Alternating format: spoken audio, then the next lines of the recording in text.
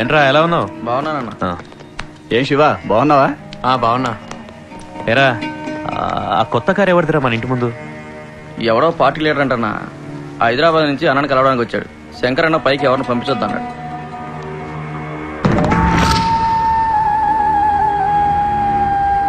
అదండి విషయం. ఖాళీ గారు పై వర్గాల్లో మొత్తం మ్యాప్ వేసి వచ్చా. ఇప్పుడు కనుక మీరు ఓకే అన్నారనుకోండి, ఏంటి టోటల్ గా మ్యాటర్ సెటిల్ అయిపోద్ది.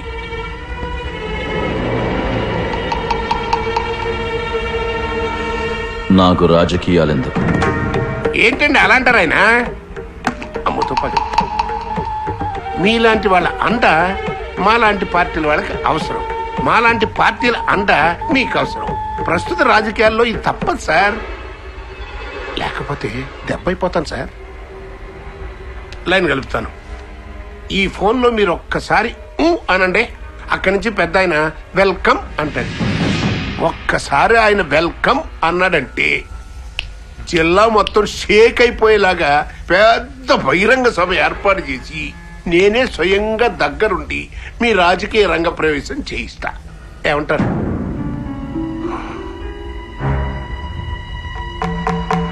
చూడు రమణ, అయ్యా నాకు దమ్ముందని నమ్మి జనం నా దగ్గరకు వస్తున్నారు. అదే జనం దగ్గరికి వెళ్ళి మీరే నా దమ్మని నేనంటే నా గురించి వాళ్ళు ఇంకోలా ఆలోచించడం మొదలెడతారు.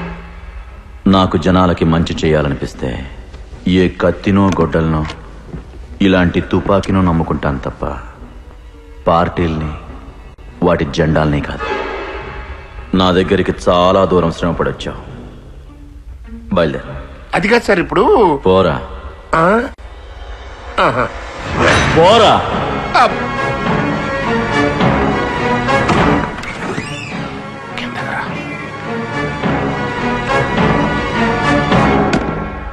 ఏమయ్యా సార్, పిలిచి మరీ నా పరువు తీసావు కదంటే.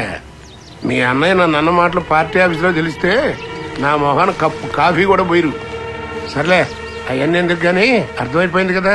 ఈ జన్మలో మీ అన్నయ్య పాలిటిక్స్ లోకి రాడు. ఇంకో జన్మ ఎత్తినా నువ్వు ఆ విజయకృష్ణ గారికి ఉన్న పవర్ ని టచ్ కూడా చేయలేవు. ఇదిగో ఎందుకైనా మంచిది, ఇంకో పని చూసుకో. సార్ మా అన్నయ్యతో ఇంకొకసారి మాట్లాడండి. ఇంకొకసారా? సర్లే ఊరుకోవా. ఇందాక ఆయన ముందు ఇంకొక 2 మాటలు మాట్లాడుంటే ఆన్ ది స్పాట్ నా రేషన్ కార్డు జరిగిపోయి ఉండేది. సర్లే ముందు నీ ఐడెంటిటీ కార్డు జాగ్రత్తగా చూసుకో. వస్తా.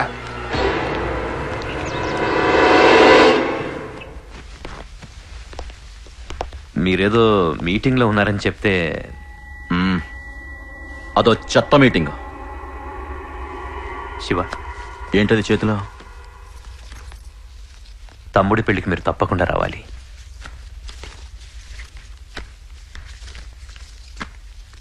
నేను రాకుండానే నీ తమ్ముడి పెళ్లి చేసే దమ్ముందారా నీకు? రే శివ, ఎలా ఉందిరా నీ గర్ల్ ఫ్రెండ్? సార్ మీకెలా తెలుసు? మీ అన్నయ్య నా దగ్గర ఏది దాచడు. ఆ అమ్మాయిని పెళ్లికి పిలువు. అలాగే సార్. మేం కూడా చూస్తాం, సరేనా? తప్పకుండా. రేయ్, నువ్వేనా రమణగాన్ని తీసుకొచ్చింది? వాడెంత పెద్ద వెధవో ఈ జిల్లా మొత్తానికి తెలుసు. కొద్దిగా బుర్ర దగ్గర పెట్టుకుని పనిచేయరా. ఏ నీకు ఆ విజయగాళ్ళు ఉండడం చేత కదా? వాడికి నీకన్నా పెద్ద పెద్ద లీడర్లు తెలుసు. ఒక్కడిని కూడా తీసుకున్న నా దగ్గరికి ఎప్పుడు రాలేదు. సొంత వేషాలు మాని నేను చెప్పింది మాత్రం చెయ్యి.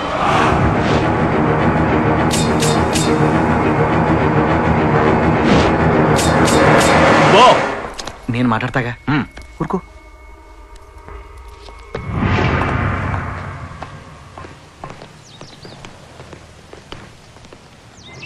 రే అన్నా, మీరెవ్వరు మిస్ కాకుండా పెళ్లికి రావాలి. తప్పకుండా. అలాగే అన్న. ఇదిగో శుభలేఖ. కలుద్దాం. అలాగేనా? అన్నయ్య, ఆ శంకర్కి నీతో ఏంటి ప్రాబ్లం? కాళ్ళన్నకు నేనంటే ఇష్టం, అదే వాడి ప్రాబ్లం. వాడు పేరుకి కాళ్ళన్న తమ్ముడనే కాని బుద్ధిలో ఆయన గోటికి కూడా సరిపోట్రా శివ. వాడి కాళ్ళన్న కన్నా ఆయనకున్న పవర్ అంటే పిచ్చి. దానికోసం కాళ్ళన్నను రాజకీయాల్లోకి నెట్టాలని చూస్తున్నాడు. అన్నయ్య ఊరొదిలిపెట్టి హైదరాబాద్ వెళ్ళిపోతే పవర్ తన సొంతం అవుతుందని వాడి భ్రమ. మరి ఆ విషయం కాళీగారికి తెలుసా? అన్నయ్యకు శంకర్ గురించి మనందరికన్నా బాగా తెలుసు. చూడు శివ, ఈ విషయాలన్నీ నీకు అనవసరం. ఎక్కడ విన్నావు అక్కడే మర్చిపో. అర్థమైందా?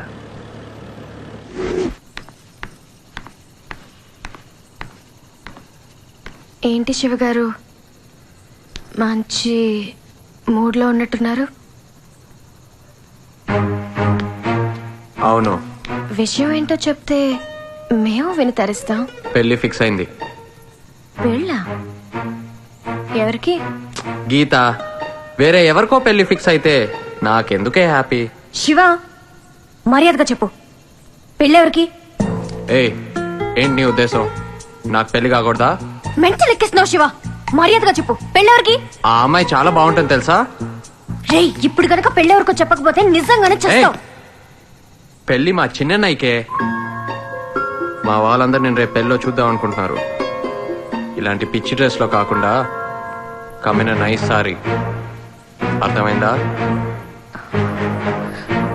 ఛీ, ఏయ్. పోరా.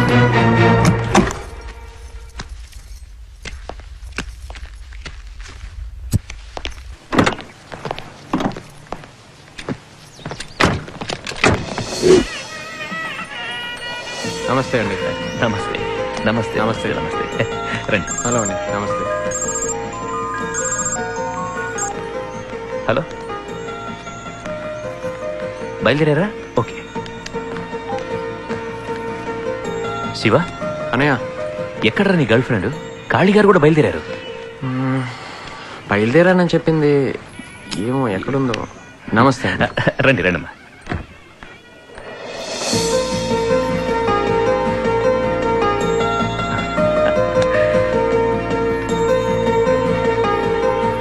నమస్తే పెద్దబాబు గారు.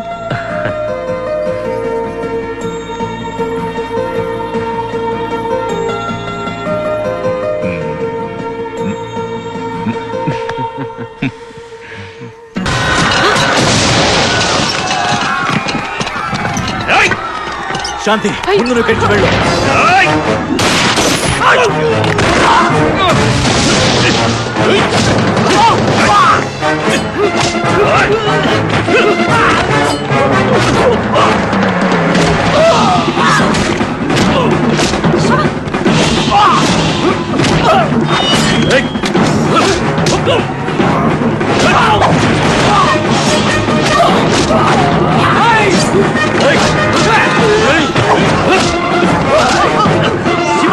అనయ్య, వాళ్ళని తీసుకొని బయటికి వెళ్ళు.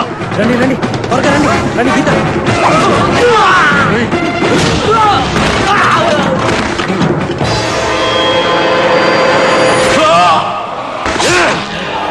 అన్నయ్య! రేయ్!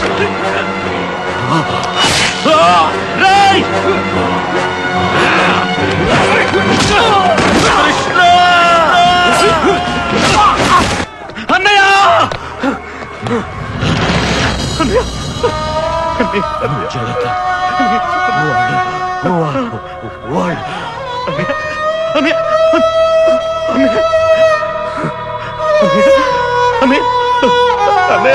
అన్నయ్య!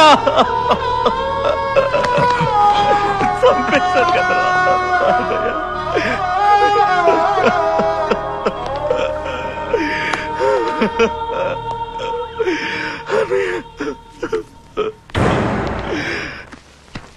ఏంటే నీకు వాడికి సంబంధం? ఆ పెళ్ళి నీకేంటి పని? ఎవరు పిలిస్తే వెళ్ళే వాడి పెళ్ళికి? శివకృష్ణ పిలిస్తే వెళ్ళాను. శివకృష్ణ? ఆ రోజు నేను అడిగితే వాడెవడో నాకు తెలియదన్నావు. తర్వాత పరిచయం అయ్యాడు. చూడు గీత, నువ్వు ఒక పోలీస్ ఆఫీసర్ కూతురని మర్చిపోకు. నువ్వు అలాంటి వాళ్ళతో తిరిగితే పోయేది నీ పరువు కాదే, నా పరువు. చూడు, ఇంకోసారి నువ్వు ఇలాంటి పిచ్చి పిచ్చి తిరుగులు తిరిగావో క్షమించను. Get out. Get out I say. Idiot.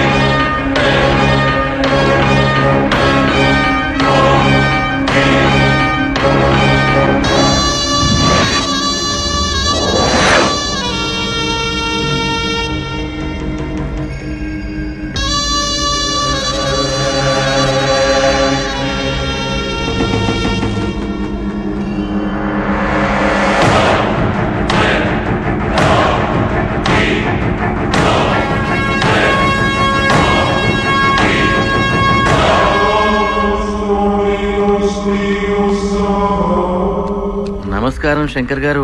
రండి లాయర్ గారు, కూర్చోండి.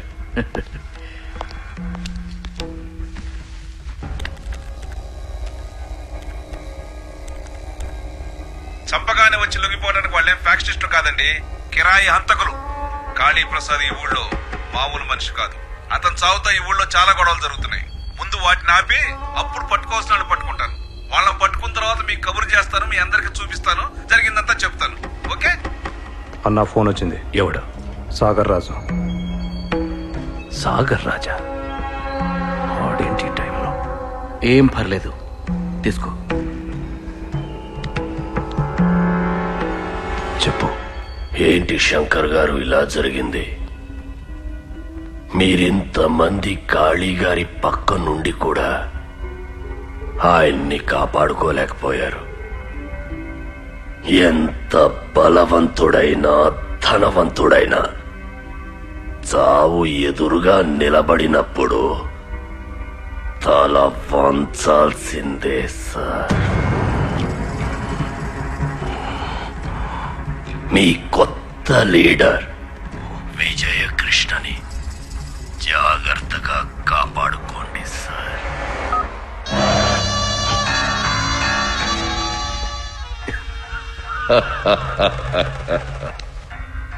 అందరూ లోపలికి రండి. మా అన్నయ్యని చంపించింది ఆ విజయకృష్ణే. వాడే పెళ్లికి పిలిచి వాడే అటాక్ చేయించి వాడి మీద అనుమానం రాకుండా చేసుకున్నాడు. అలాగని బెజవాడలో మన వాళ్ళందరికీ చెప్పండి. అదే నిజమని ఈ ఊరు మొత్తం పుకారు లేపండి. ఎవడినైతే అన్నయ్య ఎక్కువ నమ్మాడో వాడే నమ్మించి వెన్నులో పోటు దింపాడని, అదే జరిగిన నిజమని బెజవాడ మొత్తం నమ్మి తీరాలి. వెళ్ళండి. ఇది చాలా అన్యాయం. విజయ్ కృష్ణ మీ అన్నయ్యని చంపడం ఏంటి? నీకేమన్నా పిచ్చా? మీ అన్నయ్యకి సొంత తమ్ముడు అయిన నువ్వెంతో, బయటవాడైన విజయ్ కృష్ణ అంతే. అసలే అన్నయ్య పోయారు, నేను మెంటలెక్కున్నాను. ఇప్పుడు మీతో ఏమీ మాట్లాడను. మీరు వెళ్ళిపోండి, వెళ్ళిపోండి.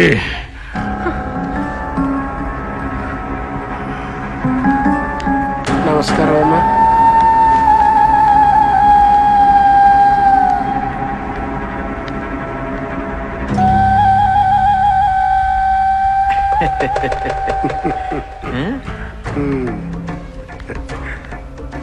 మహానుభావుడు. బాగున్నావా శంకర్?